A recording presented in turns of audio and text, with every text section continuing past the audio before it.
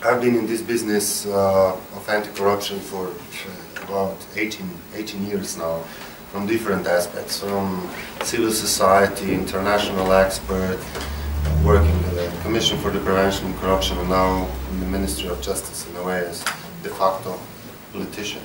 And in the region, I've seen, sure, there is improvement. There is improvement in terms that some politicians are being put in jail, that investigations are increasing, but generally I don't believe that the fight against systemic corruption has brought any success. That we have created a bunch of agencies, passed a lot of laws, things have improved to some extent, but not to the extent that we would, in any respect, that we could be happy about. So what works? In all honesty, I haven't seen much things that work. And the same is with media. And now I go into this part. The speakers before me have already mentioned how significant problems in the media field, in the media sphere, the questions of ownerships, etc., the lack of investigative journalism. I experienced that in many respects firsthand. Media in this region, of course, the problems vary a bit. We don't have such a big problem as you have, but we are definitely not without very similar problems. And in a way, I mean, to make a long story short, why would the media be so different than the whole social system, political system, legal system is? You know, why are you, I'm not a media person, but why would you think you're better than the politicians, than the lawyers? That you're not, in that sense. Like, you have individual great judges, great prosecutors, great police officers, you have great journalists, but the system in itself suffers from very same deficiencies. It's a question of trust, it's a question of accountability. And I'll give you, and the same things happens here, and I observed it everywhere else. You have, the problem of media ownership and, of course, advertisement. The problem is emphasized more in countries with big state-owned enterprises because, of course, big state-owned enterprises are big advertisers, and big advertisers, then even if media is in private hands, and indirectly, to that politics indirectly control the media. Then you have, of course, this, obsession with sensationalism, scandals, etc., which are very short-term. And then you have very focused for special interests, not always even political interests, diversions. I'll give you an example which sounds bizarre, but now, as a Minister of Justice, I'm in that position. For example, there is often discussion that that laws are passed with untransparent lobbying interests attached to them. That there is a lack of public discussion. That laws are passed swiftly through the Parliament, so not to open a public discussion. This is often true, and it is a big problem. But I'm also telling you from another perspective that sometimes, I'm being totally honest now, that sometimes I'm afraid to make, that when you are passing a certain law, you want to keep it close as possible, because the moment it hits the public, you will get lobbying interest through media articles attacking sometimes even good provisions in the law. So what I want to say, it cuts both ways. So often have you, even in the politics or in the commission, anywhere in the position of powers, when you want to do good things, you also become sometimes a victim of, lobbying through media that attacks you. And that creates a very unhealthy environment where you then try to do good things in a stealth mode, which of course it's counter democracy, and it makes you less accountable. But anyway, to move further from that, what I wanted to make one single point basically, which will take me next. 3 to 4 minutes. And hasn't been discussed so much today. Democracy is about accountability and about trust. And accountability is often provided, of course, also through media, through freedom of press. And corruption is basically an abuse of power minus accountability. Now, how to make somebody accountable in this? Media is the one who should basically play. We talked about watchdogs, etc. But consider the paradox. We live in an immensely complex world. An immensely complex system of governments, an immensely complex system of economic governance, if you want. At the same time, media is less and less complex. Stories are shorter and shorter. You know, news cycle is like, 2 minutes, 1 minute, you have even the big discussion shows are dying. Everything must be put in, like slots. So you have these big scissors that are opening. An extremely complex system of government,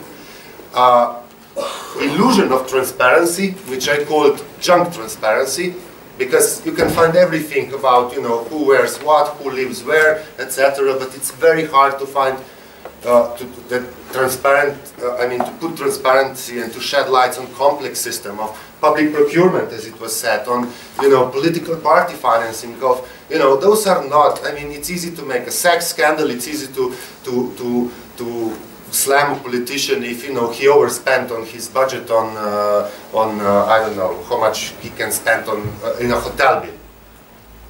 That's bad. It's immoral, etc. But it's nothing in comparison to the billions being quote unquote stolen from the public interest because of this systemic corruption. So I believe that if you want to make somebody accountable, you need a benchmark. You can hold somebody accountable if he or she does something wrong. But in this complex system of government, it is hard to say. You need data to see that something went wrong. You need hard data and complex data to see what are the results of the actions or inactions of politicians. I'm not speaking about direct corruption, when somebody gets money directly, etc. But decisions of the government, decisions of those in power have immense impact on people's life. And nobody is basically holding them accountable because we don't know the results of their actions or inactions, because we lack data.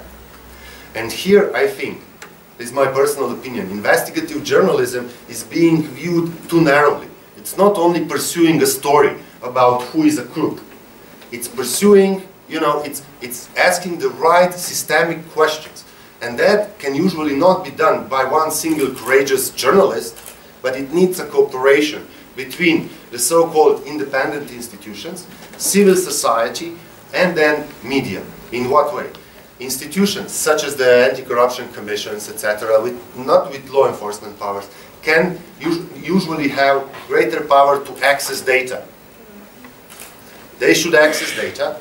Then civil society should have the capacity to analyze those data, to put them on the internet, etc., not in a journalistic terms, but something like in the afternoon, my colleague Matej Kovačić will present you with this supervisor, etc.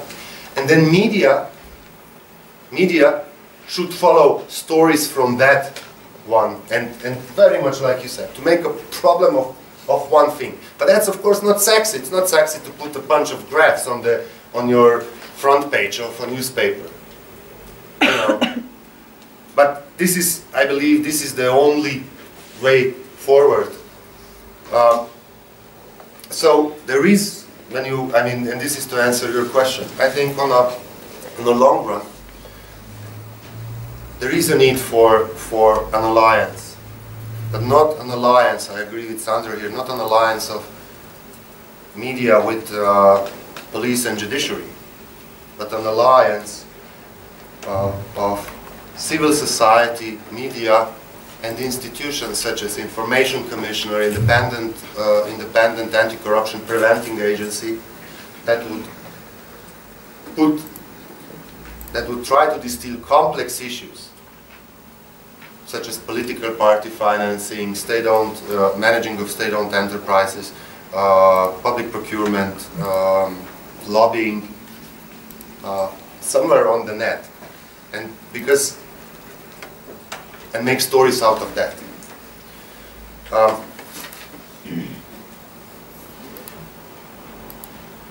Yeah, there's not much else to add, except I think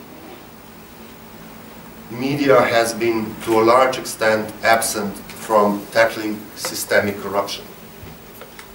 It has been a little bit more successful in sometimes individual stories attacking individual corruption cases, but systemic corruption should become much, much higher on the agenda, and that is of course not possible if you don't make this link, because it's bigger. It's bigger than an individual journalist. It's bigger, I mean, it's, you know, this is the stories about the offshore accounts, which should not just get a flash in the media, or, you know, Juncker is a crook because he was there, and then forget about it. It's a, you know, you move forward.